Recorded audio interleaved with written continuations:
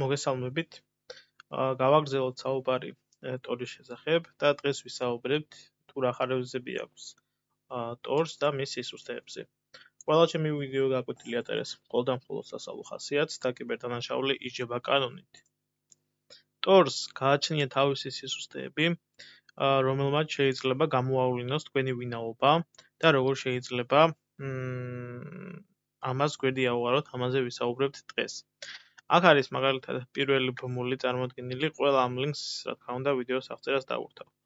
ხო, ამ პირველ ლინკზე არის აღწერილი, რა ხდებოდა მაგალითად 2013-ში და რას ფიქრობდნენ მაშინ მოთვალთვალე მთავარი სააგენტოები.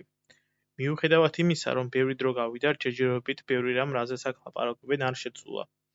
როგორც ამბობენ, მათ შეუძლიათ გაანალიზონ ტორის მხოლოდ რაღაცა გარკვეული პატარა ნაწილი, ანალიზი კი ხელით ხდება. დარწმუნებული ვარ, რომ დღეს ეს ანალიზი ავტომატიზებულია და ბევრად მეტის გაკეთება შეუძლია, მაგრამ მაინც შეუძლებელია ყველა კავშირის ანალიზი. თუმცა, თუ რამე მიზეზების გამო მათ სამიზნედ გადაიქეცით, ცხადია თქვენი კავშირის ანალიზი მოხდება.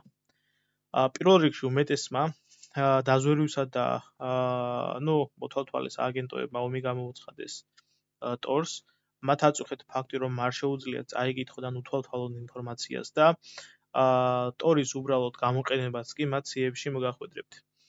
ტორის წინააღმდეგ ხდება გარკვეული კვლევები და უსაფრთხოების სპეციალისტების მცდელობები, რომ შეიმუშაოს შეტევის ეფექტური მეთოდები. რთულია, ტორი რა თქმა უნდა რთული არის და შესაბამისად ბევრი შეცდომის დაშვების საშუალებასაც იძლევა და თვითონ ეს tor ბრაუზერი წარმოადგენს მცდელობას მაქსიმალურად გაამარტივონ ტორთან კავშირი. მაგრამ როგორც კი სერიოზულ მუშაობას დაიწყებთ და კონფიგურაციების შეცვლა დაგჭირდებათ, დიდია შანსი, რომ რაიმე შეგეშალოთ. tor ბრაუზერის მთავარ ოპერაციულ სისტემას დაყენება ნამდვილად, რა თქმა უნდა, არ ღირს. თანაც უნდა მოახერხოთ, რომ ამ ბრაუზერის მიერ ჩამოტვირთული ინფორმაცია კარგად წაშალოთ. მიუხედავად იმისა, რომ tor ბრაუზერი ინფორმაციას ძალიან კარგად შლის, ეს საკმარისი არ არის. tor ბრაუზერი არ არის, რა თქმა უნდა, კარგად დაცული და შესაძლებელია მისი გატეხვა და მოთვალთვალე სააგენტოები სერიოზულ რესურსებს დებენ ასეთი მეთოდების მოძიებაში. მაგალითად, აქ არის ერთი ძალიან საინტერესო სტატია. ეს მოგცემთ მეტ ინფორმაციას ასეთი მცდელობების შესახებ, მეთოდების და მცდელობების შესახებ და ისინი იყენებენ პროგრამას Quantum System არის, Foxacid არის და ასე შემდეგ, ხო, აქ კიდე არის ჩამონათვალი პროგრამების. ასევე FBI მოახერხა tor ბრაუზერის ძველი ვერსიის გაკონტროლება, ესეც აი ამ სტატიაში არის მაგალითად აღწერილი. სადაც tor ბრაუზერი ჰაკერებს უგზავნიდა IP მისამართს, MAC მისამართს და კომპიუტერის სახელს. ეს შეტევა Windows-ის მომხმარებლებზე იყო გათვლილი, თუმცა ამის შემდეგ tor ბრაუზერის რამდენიმე ახალი ვერსია გამოვიდა, პრობლემაც დახურეს ასეთი შეტევის შესაძლებლობა, თუმცა როგორც ხედავთ, ეს ორგანიზაციები აქტიურად მუშაობენ და თუ დღეს არ აქვთ, ხვალ იპოვიან შეტევის ახალ მეთოდებს.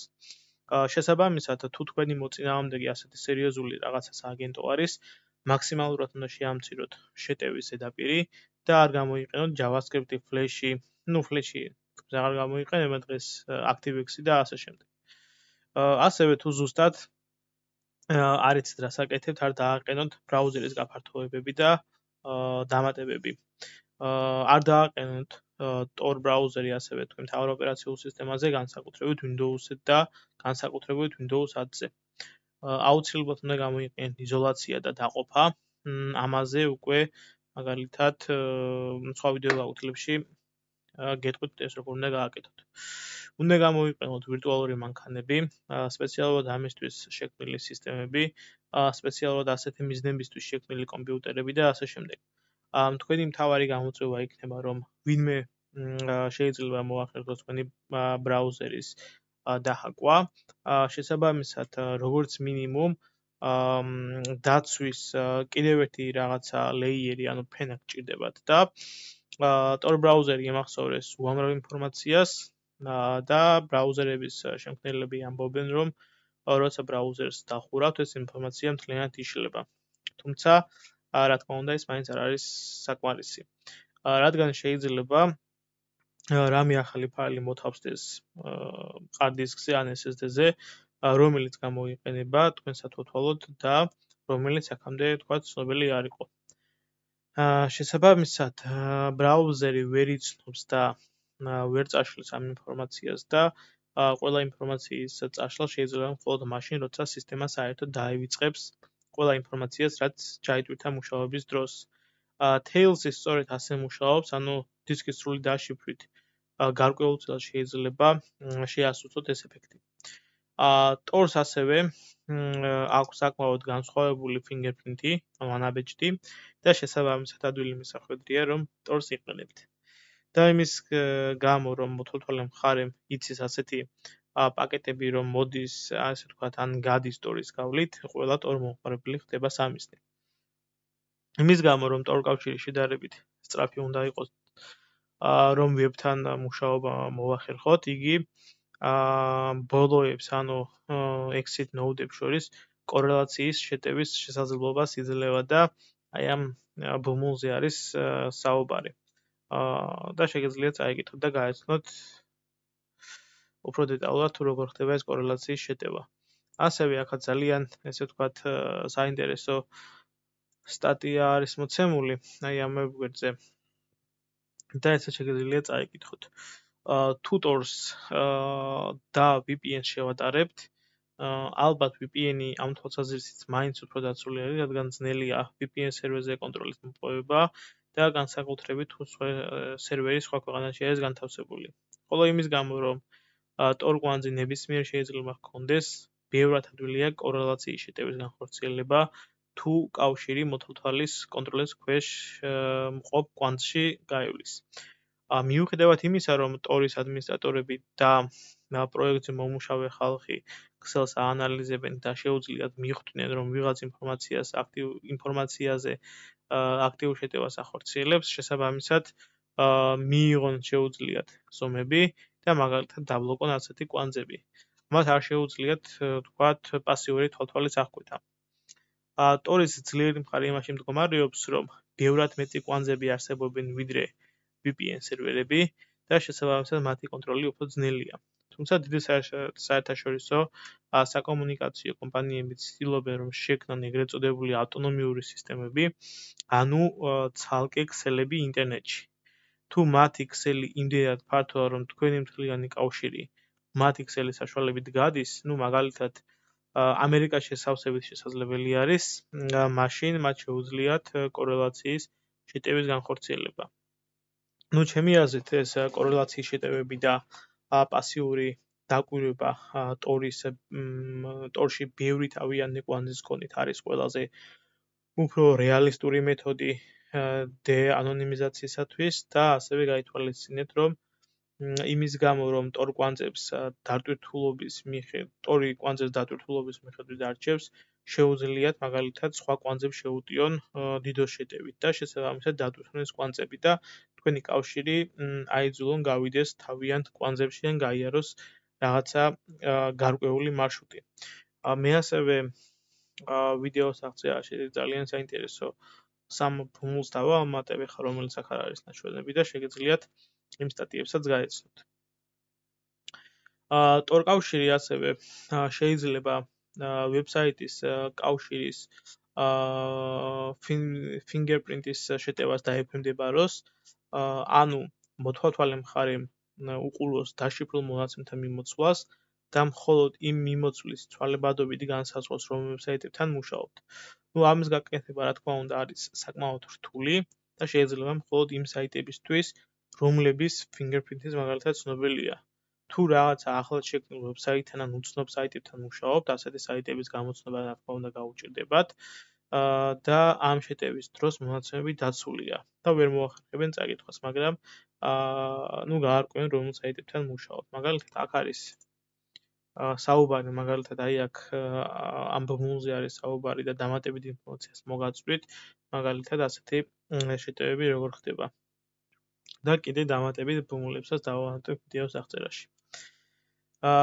ასეთი თვალთვალის გვერდისავლა, ასავლელად უნდა გამოიყენოთ ერთმანეთში ჩასმული შიფრაციის რამდენიმე მეთოდი, მაგალითად VPN და Tor-ი და ამასაც სხვა ვიდეო გაკვეთილებში აგიხსნით თუ ეს როგორ კეთდება. უბრალოდ ახლა სულ ცოტა თეორიის დონეზე მაინც უნდა იცოდეთ. შეტევის კიდევ ერთი მეთოდია გამავალი კვანძების კონტროლი, ანუ exit კვანძების კონტროლი და თუ ვინმე exit კვანძებს აკონტროლებს, ხედავს დაუშიფრა მონაცემებს და უფრო უარესიც შეუძლია კავშირში ჩასვას და გამოგიგზავნოთ ზომბი, მაგალითად სუპერ კუკი სათვალთვალოდ. ან ვირუსიც კი. ნუ შესაბამისად საუკეთესო გადაწყვეტა მონაცემების დანიშნულების ადგილამდე დაშიფრულად მიტანა. ამის საშუალებას კი მოგცეთ მაგალითად TLS, PGP და დაშიფრის სხვა საშუალებები. ხოლო თუ თვითონ Tor-ის შიდა საიტებთან მუშაობთ, ანუ მუშაობთ მონაცემების მიმოცვლა ბევრად უფრო დაცულია ამ შემთხვევაში, რადგან მონაცემები Tor ქსელიდან გარეთ არ გადის. ნუ Tor კავშირში ასევე შესაძლებელია main-ზე middle შეტევის განხორციელება, განსაკუთრებით გარეთ გამავალი კავშირებისათვის. ანუ ინფორმაცია გადამისამართება, ანუ მათი სერვერი გიპასუხებთ დანიშნულების სერვერის მაგივრად. ნუ ამას მაგალითად ამერიკის NSA ხშირად მიმართავს და ეს quantum სისტემის ცნობილი მეთოდია, ასე ვთქვათ. ცხადია, Tor ტექნოლოგიის ხარვეზების მსხვერპლიც შეიძლება გახდეს ასევე და ასეთი ხარვეზის მაგალითია მაგალითად Heartbleed-ის ხარვეზი. თუ Tor-ს მუდმივად არ იყენებთ, ეს მიუთითებს თუ როდის ახდენთ მაგალითად საიდუმლო ინფორმაციასა მუშაობას. ნუ ცხადია, რა თქმა უნდა, მარტივია დაბლოკონ ყველა კვანძები და არც ისე ძნელია მაგალითად ბრიჯების აღმოჩენა და დაბლოკვაც. ნუ მაგალითად დირექტორიის მმართველები Tor-ის უსაფრთხოების სუსტი წერტილია, თუ მათი კონტროლი შეძლეს, მაშინ შეძლებენ მთლიან Tor-ის კონტროლს.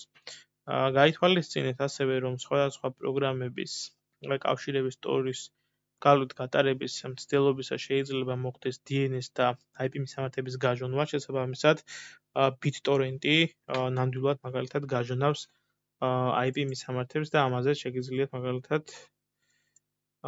BitTorrent-ზე ეს შესანიშნავი სტატია შეგიძლიათ მაგალითად რომ წაიკითხოთ. ნუ ზოგიერთი ვებსაიტი მაგალითად ვებსაიტს აქვს მაგალითად Tor-ის ეს ანაბეჭდი და შეუძლია მაგალითად დაბლოკოს ესეთი ვთქვათ Tor-ის ვებსაიტები. ნუ ის Tor-თან კავშირი მაგალითად ესეთი შეიძლება ჩამონათვალი არის ესეთი ვებსაიტებიც, რომლებიც მაგალითად Tor კავშირს მთლიანად ბლოკავენ და მთელი სიარეს აქვს ამ საიტების. Tor-ი არ იყენებს მაგალითად UDP კავშირს და როცა მაგალითად კავშირი წყდება, სისტემა ავტომატურად აგზავნის UDP პაკეტებს და ეს კი ნიშნავს, რომ პაკეტი დაუშიფრავად გაეგზავნება. ნუ მხოლოდ Wonix იძლევა ამ ხარვეზის გვერდის სწავლის საშუალებას. და ბოლოს მაგალითად შედარებით ნელია რა თქმა უნდა VPN-ებთან შედარებით და სხვა ანონიმურობის სერვისებთან შედარებით. მიუხედავად იმისა, რომ ვითარდება და ოპტიმიზირდება, ჯერჯერობით ეს მაინც უფრო ნელი არის ვიდრე მაგალითად VPN-ი. მოკლედ რომ შევაჯამოთ, Tor-ი ეფექტურია მცირე რესურსებიანი მოწინააღმდეგის წინააღმდეგ და მისი გამოყენებით თავს დაიცავთ მაგალითად კორპორატიული შპიონაჟისა და თვალთვალისაგან. ნუ მაგრამ მსოფლიო სადაზვერვო სამსახურებმა ომი გამოუცხადეს Tor-ს და მათაც უწუხებთ რეალურად ის, რასაც ვერ აკონტროლებენ და ვერ ხედავენ და Tor-ი ალბათ ანონიმურობის საუკეთესო კავშირია, მაგრამ იგი სრულყოფილი არ არის. სადაზვერვო სააგენტოები მუდმივად ცდილობენ გამოავლინონ Tor-ის ხარვეზები და გამოიყენოთ ეს ხარვეზები სათვალთვალოდ. თუ თქვენი მოწინააღმდეგე ასეთი სააგენტოებია, რომლებსაც საერთაშორისო წვდომა და ბევრი რესურსი აქვთ, მაშინ Tor-ს არ უნდა დაეყრდნოთ. მთავარი მიმართულებები, საიდანაც შეტევას უნდა ელოდეთ, არის main-ზე middle-ი, კორელაციის, ასევე ბრაუზერის გატეხვის და ოპერაციული სისტემების ხარვეზების გამოყენების მცდელობები. ნუ რამდენიმე რეკომენდაცია შემიძლიათ მოგცეთ, როგორ შეასუსტოთ და გაუმკლავდეთ მაგალითად ასეთ შეტევებს. ნუ პირველი კარგად უნდა განსაზღვროთ და დაგეგმოთ თქვენი ოპერაციული უსაფრთხოება და პრინციპში შეგიძლია OPSEC-ის პრინციპებს რო გაეცნოთ და ამის მიხედვით ესე ვთქვათ დაფაროთ თქვენი ანონიმურობა. უნდა გამოიყენოთ მაგალითად იზოლაცია და დანაწევრება ბრაუზერის შეტევების წინააღმდეგ და გამოიყენოთ მაგალითად ვირტუალური მანქანები და სხვა მსგავსი საშუალებები და არასოდეს დააყენოთ Tor ბრაუზერი თქვენს მთავარ ოპერაციულ სისტემაზე. უნდა გამოიყენოთ ასევე პორტატული ოპერაციული სისტემები, რომლებიც არ ჩაიწერენ არაფერს, ან სრულიად თქვათ ივიწყებენ რა ჩაიწერეს. იგივეს მიღწევა შეიძლება ვირტუალური მანქანების ეგრეთ წოდებული სნეპშოტებით და კიდევ უფრო თქვათ გასაძლიერებლად ამას დავუმატეთ დისკის სრული დაშიფრვა და ინფორმაციის ბოლომდე წასვლის სპეციალური პროგრამები. ყოველთვის გამოიყენეთ Tor ბრაუზერი უსაფრთხოების მაქსიმალური რეჟიმი, ანუ high რეჟიმი და გამოიყენეთ HLC ან Onyx-ი. ასევე გამოიყენეთ ერთმანეთზე მიბმული და ერთმანეთში ჩასმული დაშიფვრის სხვადასხვა სერვისები, მაგალითად Tor-ი, VPN-ი და TLS-იც. თუმცა გაითვალისწინეთ, რომ ამის ცუდად გაკეთება უარეს შედეგს მოგიტანთ. ყოველთვის იგულისხმეთ, რომ ასევე თქვენს მოწინააღმდეგეს შეუძლია ქსელის კონტროლი, აქვს ბრაუზერის მაგალითად 0 days exploit-ის მაგალითად exploit-ი გააჩნია და ამ ხარვეზის გამოყენების საშუალება აქვს და იგულისხმეთ, რომ მათ შეუძლიათ მაგალითად კორელაციის ან man-in-the middle შეტევის გაკეთება. შეეცადეთ ყველა ეს რისკი გაითვალისწინოთ და მათი კონტრზომები გაატაროთ, როგორც ეს უკვე განვიხილეთ. პერიოდულად უნდა შეამოწმოთ Tor ბრიჯების და კვანძების რაოდენობა, მაგალითად აქ შეგიძლიათ ეს შეამოწმოთ. ამ ლინკზე ამასაც დავამატებ აღწერას და პერიოდულად შეხედეთ მაგალითად კიდევ Tor blocks, რომ გაეცნოთ მაგალითად ბოლო სიახლეებს. აქ მაგალითად უნდა წაიკითხოთ, შეგიძლიათ წაიკითხოთ დოკუმენტაცია, იმის Tor-ის დოკუმენტაცია და უკეთესად გაიგეთ მაგალითად თუ როგორ მუშაობს რეალურად Tor-ი. მაგალითისთვის კი თუ სინამდვილეში როგორ ხდება Tor მომხმარებლების თვალთვალი, წაიკითხეთ მაგალითად აი ეს სტატია, რომელიც საკმაოდ ძველი არის, იგი შნაიდერმა 2013-ში გამოაქვეყნა, მაგრამ დღემდე არის აქტუალური. იგი აღწერს თუ როგორ იყენებს NSA თავის Quantum და Foxes სისტემების მომხმარებლების თვალთვალისთვის და ეს სტატია ასევე საკმაოდ კარგად აღწერს თუ როგორ ხდება Tor-ზე შეტევა და პრაქტიკაში როგორ აკეთებს ამას NSA. და ეს ფაქტიურად აღწერს ყველა ზემოთ აღწერილი მეთოდის მაგალითად გამოყენების მაგალითს. დღევანდელი ვიდეო გაკვეთილი კი ამით დასრულებულია. არ ხმარ რომ გააგრძელოს არსებობა საჭიროა ეს თქვენი მხარდაჭერა და გთხოვთ თუ მოგეწონა ვიდეო, გთხოვ გამოიწერო არხი და დაალაიქო ვიდეო.